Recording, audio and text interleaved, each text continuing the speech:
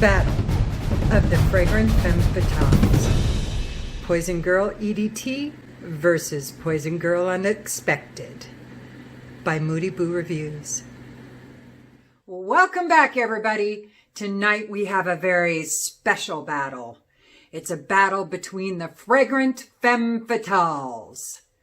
In this corner, weighing in at 50 mLs, we have got the lovely, lethal Lolita, Poison Girl Eau de Toilette. Poison Girl EDT is taking on a much larger opponent. Weighing in at 100 mLs, it's the venomous vixen of vapor, Poison Girl Unexpected. Let the battle begin. Ding, ding. So, I bought Poison Girl Eau de Toilette at Honolulu Airport, I believe it was. And I had tried the EDP, Eau de Parfum, and it was a little too sweet, a little too dense for me. I thought that the EDT was much more versatile and had a little more dynamic to it. It wasn't quite just a sweet balm. There was some other things going on there, I felt like, that were much more noticeable to me than with the perfume. So anyway, I popped for the EDT, and I'm so glad I did. I love this perfume. I don't wear it very often, but I do wear it. I liked Poison Girl EDT and EDP so much I thought, well, what's their baby flanker going to be like? And looking at the notes, I thought, yep, that's right up my alley. So I went ahead and blind bought it. And I got the 100 ml. I got a crazy good price on it. I really, really, really love it. I actually have Unexpected on this wrist and EDT on this one.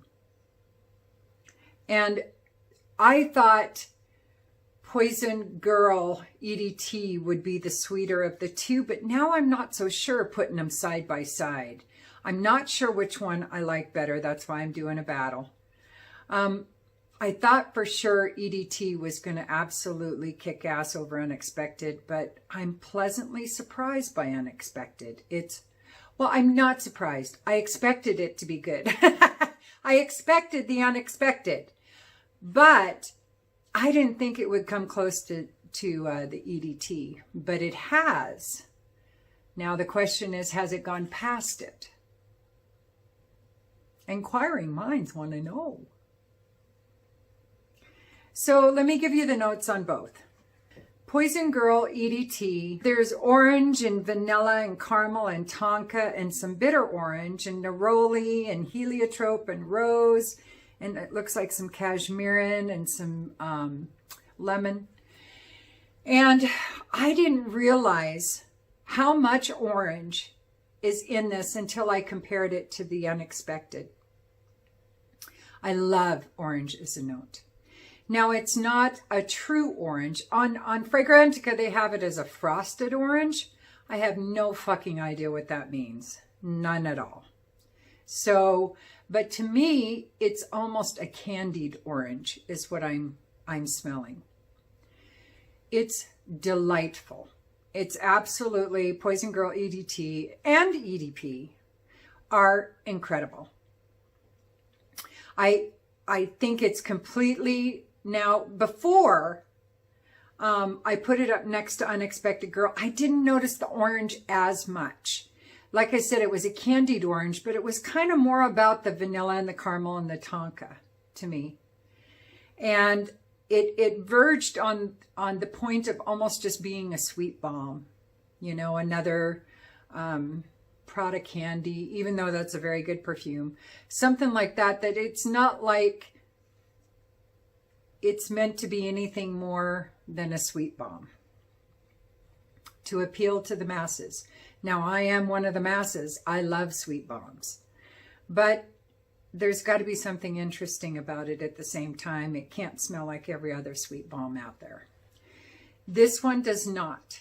It is very fruity. I had I'm telling you, until I put it next to this, I had no idea just how fruity it is, but it is really fruity. Orange, vanilla, caramel, tonka, bitter oranges, neroli. I get all of that. I don't really get a lot of floral in this. Maybe a little bit, but it's kind of so overpowered by the other gourmandish notes, but it's not really a gourmand. It doesn't even really come close. It's more, to me, it almost has a hint of a makeup vibe to it, the EDT. Just a hint. A powderiness, not necessarily makeup vibe, but a powderiness to it. Now, Unexpected is different. Unexpected is ginger, vanilla, blood orange, tonka. There's some nuts in there and some florals and a little bit of citrus. So there are some common denominator notes in both of them. But even in the deep dry down, they never get, you know, if you've noticed, I've noticed anyway, that a lot of times when you have a perfume, like say Shalimar, and one of its flankers, well, you can always tell it's a Shalimar because in the deep dry down, you can absolutely pick out that DNA that makes it a Shalimar flanker. This one, it's a little different. The common denominator notes aren't necessarily put in there at the same proportion. And I think there is similarities in the deep dry down, but there's still a bit of ginger in this, because this is mostly ginger, tonka, vanilla, and blood orange to me.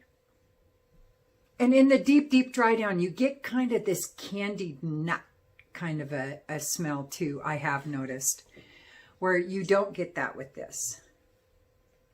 This just dries down into this beautiful, sweet, it has a baby powder vibe to it.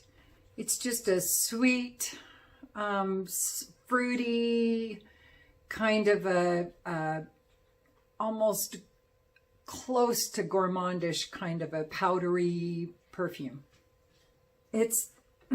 I really love it. I know, the way I describe it, you wouldn't think I do, but I do. Unexpected, I think I like, even though the crazy thing about Poison Girl EDT is I don't like powdery perfumes.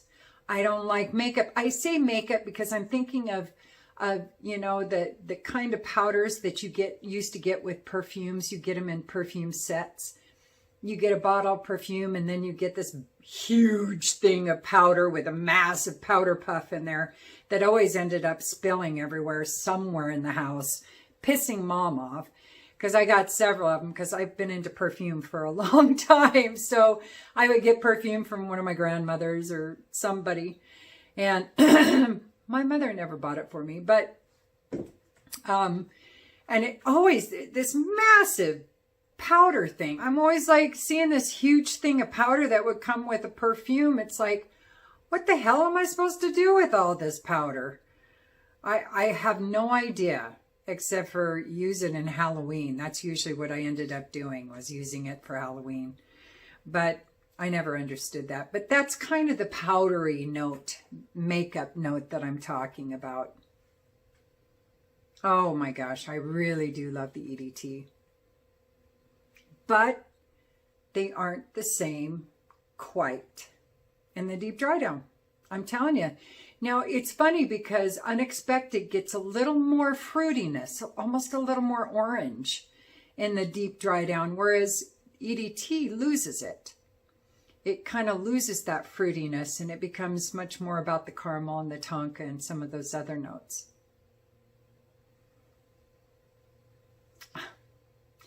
Now, as far as performance goes, Unexpected performs a little bit better. When I've been testing these side by side for the last 48 hours or so, I've had to spray more on of the EDT than I have the Unexpected to kind of revamp it so I can keep comparing them at a fairly proper equal proportionate rate. Good Lord, that was a really poorly put together sentence. But I've had to spray this a lot more because this one will project and last a good 7 hours or so. But it will project pretty good until that last hour, you know, maybe at 5-6 hour mark. Then it gets quite a bit closer. But the EDT gets closer much quicker. So I had to reapply it a lot more. Both these bottles are just really pretty. I love these bottles. The only thing I don't like is they're tippy. They're a bit tippy, but I do like the way they look. They're very pretty. So, yeah, I think both are very unisex. I think Unexpected would be more appealing in a unisex kind of a category than Poison Girl EDT, just because it remains much more sweet for much longer and it doesn't have quite as much dimension as the Unexpected. Unexpected, you do get some other notes besides the foodie, sweetie kind of smelling notes. And of course, I'm a sucker for a good ginger. So, of course, I love that. As far as versatility, I have worn Poison Girl EDT in hot weather, and it does just fine because it does come close pretty quickly within an hour or two. So it never bloomed for me. I had no issue wearing it in hot weather. Now, I haven't had Unexpected long enough to try it in super hot weather, but I have worn it in high 70s, low 80s temperatures, and it's done just fine. That ginger note comes out a lot more in the heat, I've noticed. It doesn't get sweeter. It gets a little more, not spicy necessarily, but it does get a little more bite to it, or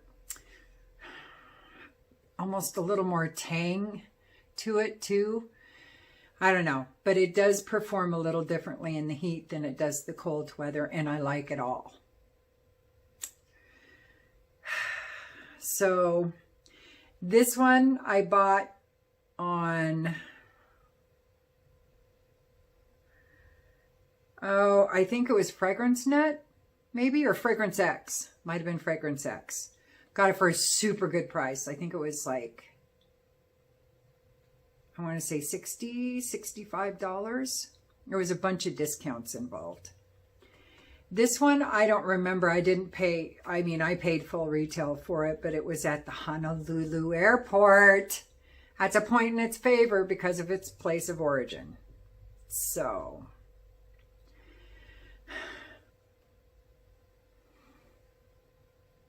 oh, I don't know. I'm going to spray a little of each on again. Kind of get a blast of those top notes. Because the deep dry down, I like them both pretty equally. And I think I know which one's top notes I like better, but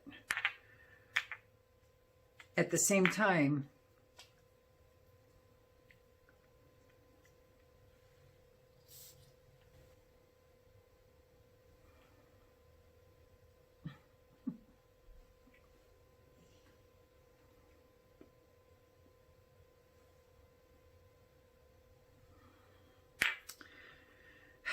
I've changed my mind 3 times during this video.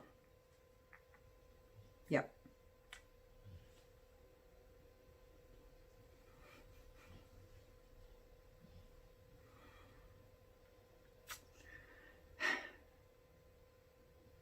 Okay.